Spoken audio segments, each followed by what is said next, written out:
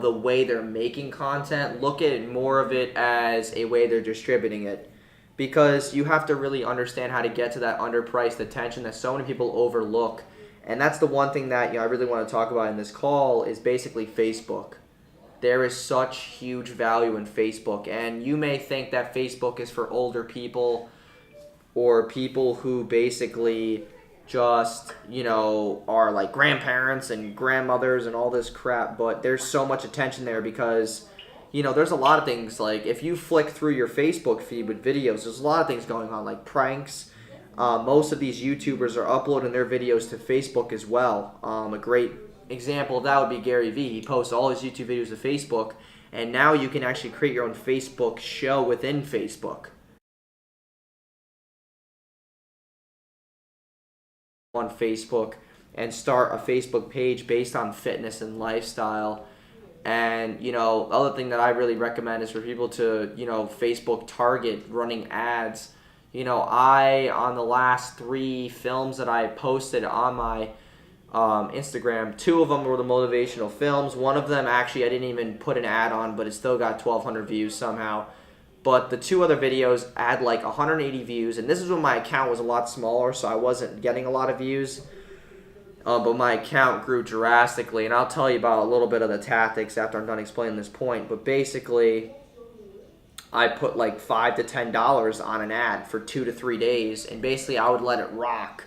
And what that showed me was, because earlier, about a year and a half ago, I had another Instagram account. And basically, that account didn't get a lot of traction.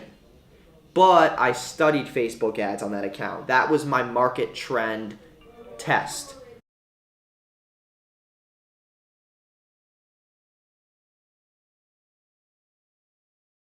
And I try to do, I have 50-something subs. I'm not anything close to being big. And you know what? That's the one thing that I've accepted, and I like the losing factor. I like the fact that I have to catch up because that's fun to me, because that's all about long term, and I love it so much. And that's the one thing that's the one thing that really trips up a lot of YouTubers is the fact that they care so much about how many subs they have. What I care about is who I impact.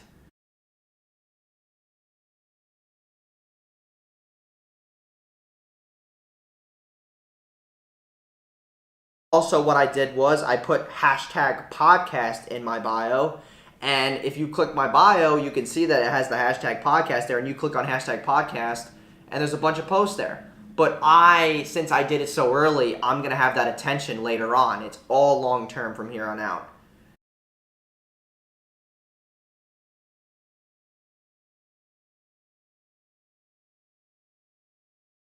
There's a lot of websites that do this, but the website that I liked a lot is www.displaypurposes.com. I'll give you the link, obviously, if you didn't understand it, but displaypurposes.com.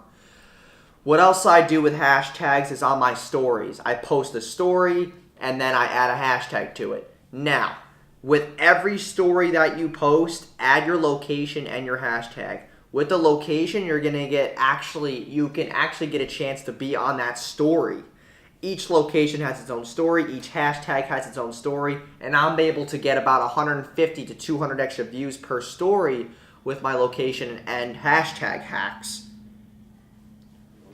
So I don't know if you knew that, but the location and the hashtag option with stories is so ROI positive.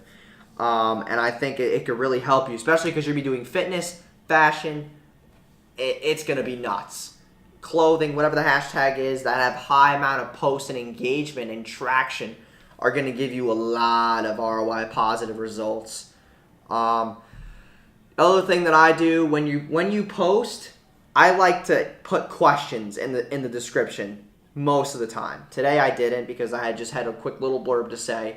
But when you post, I would say something that means a lot to you. Say a point or a topic that you want to speak about, and basically put a question in the first line of your description. It gives the person who's visiting an emotional connection to answer, which leads to more engagement.